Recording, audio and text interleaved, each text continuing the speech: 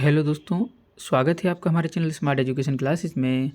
इस वीडियो में हम डिस्कस करने वाले हैं एट ग्रेड पर्यावरण अध्ययन कक्षा 5वीं का पाठ 10 बोलती इमारतें। पाठ शुरू करने से पहले चैनल पर नए हैं तो चैनल को सब्सक्राइब करिए, 2 सेकंड का समय लगता है और आपका एक सब्सक्रिप्शन काफ़ी इंपॉर्टेंट होता है हमारे लिए। वीडियो अच्छा लगे तो लाइक करें, शेयर करें, वो भी आप कर सकते हैं, कमेंट भी करिएगा। चलिए देर न करेंगे, शुरू करेंगे पाठ 10 बोलती इमारतें। वस्तुनिष्ठ प्रश्नों के साथ किलों में जो है बड़े झरोखे, खिड़कियां और रोशनदान बनाए जाते हैं। इसका मुख्य कारण क्या होता है? तो ये रोशनी और हवा के लिए बनाए जाते हैं, क्योंकि बड़े बड़े महलों में ठंडक रहे इसके लिए हवा भी चाहिए और रोशनी भी चाहिए। राखी ने अपने घर का नक्शा बनाया, उसमें इस प्रकार से ये चिन्ह बनाया गया है। तो ये किसके लिए होता है? दरवाजे के लिए प्रयोग किया जाता है। ठीक है, आगे सृष्टि सूर्योदय के समय पूर्व के विपरीत दिशा में और मुँह खड़ी है। पूरब के विपरीत मुँह करके खड़ी है। उसके दाएं हाथ की तरफ कौन सी दिशा होगी? तो उसके दाएं तरफ होगी उत्तर दिशा। अंत में मैं आपको समझा दूंगा दिशा के बारे में। चलिए, प्राचीन काल में बनाए गए फव्वारों के चलने का मुख्य कारण क्या होता था? तो इनका जो मुख्य कारण होता था वो था वाटर प्रेशर, यानी कि जल दबाव। जल पर दबाव पड़ेगा तो जल ऊपर की तरफ आएगा। पुराने समय में बंदूकों और तोपों का उपयोग किया जाता था। आजकल कई देश जो है युद्ध के लिए किसका मिसाइलों का प्रयोग करते हैं। पुराने बुर्ज किले की दीवारों से भी ऊंचे होते थे। जो है बुर्ज बनाए जाते थे वो किलों की दीवारों से ऊंचे होते थे। आपने पाठ में पढ़े ही होंगे, गोलकुंडा किले के अंदर शहर बसा हुआ था। पूरा एक शहर बसा हुआ है गोलकुंडा में। गोलकुंडा किले की दीवारें सुंदर व नक्काशी से सुंदर उस पर कलाकृतियाँ बनाई गई हैं। सभी किलों पर लगभग यही होती हैं।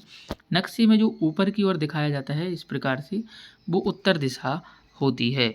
गोलकुंडा किला की दीवारें मोटी मोटी क्यों बनाई गई थी? तो किले की सुरक्षा के लिए जो है दीवारें मोटी बनाई जाती हैं कि आसानी से तोड़ा ना जा सके, और हथियार से जैसे कोई गोला बारूद मार रहा है तो उससे भी नुकसान ना हो। म्यूजियम में प्राचीन वस्तुओं और अवशेषों को संभाल कर क्यों रखा जाता है? तो क्योंकि इनसे हमें लोगों के रहन सहन और उनकी संस्कृति व इतिहास की जानकारी हमें ये मिलती है। किले में जो है बुर्ज और छेद क्यों बनाए जाते हैं? तो उनकी किलों की सुरक्षा के लिए बुर्ज और उसमें जो छेद बनाए जाते हैं, छेदों से देख सकें, अगर कोई हथियार से हमला करना है तो वो भी कर सकते हैं। प्राचीन समय में किलों की सुरक्षा के लिए किस प्रकार के इंतजाम किए जाते थे? तो मोटी मोटी दीवारें बनाना, लंबा चौड़ा गेट लगाना और बुर्ज आदि बनाए जाते थे। गोलकुंडा के किले में पानी का इंतजाम कैसे किया गया था? तो किले में कई बड़े बड़े टैंक बनाए गए थे जिनमें पानी स्टोर होता था, और फव्वारे भी थे जिससे हर समय पानी मिलता रहता था। उस समय नल टोंटियाँ वगैरह थोड़ी ना चलते थे। चलिए, उन वस्तुओं के नाम लिखिए जो हमें अतीत के बारे में जानकारी तो हथियार देते हैं, जेवरात या आभूषण कह सकते हैं।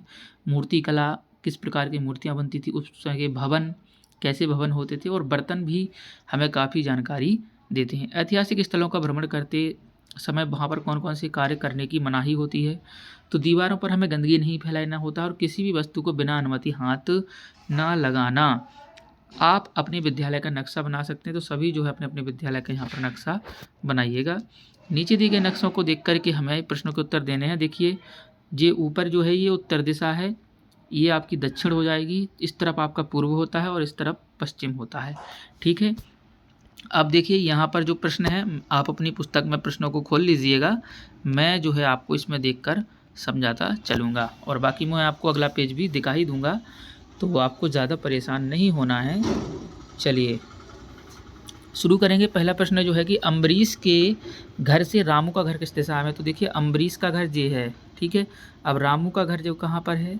तो रामू का घर आपका ये पड़ता है इस तरफ।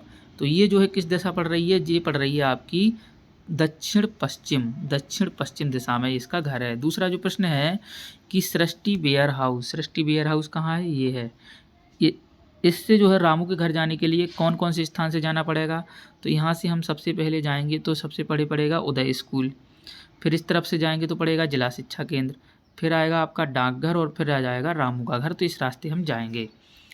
अगला जो प्रश्न है कि शासकीय प्राथमिक शाला लूहरवाड़ा जो है, इससे दलसागर तालाब कौन सी दिशा में है? तो दलसागर तालाब कौन सी दिशा में है? तो इस दिशा में है। तो ये है दक्षिण पूर्व दिशा। कौन सी है? दक्षिण पूर्व दिशा। चलिए, अगला जो सवाल है कि दल सागर से जबलपुर जाने के लिए कौन सी दिशा में जाना पड़ेगा? तो दल सागर से जबलपुर जाना है तो हमें सीधे बिल्कुल उत्तर दिशा की ओर जाना पड़ेगा।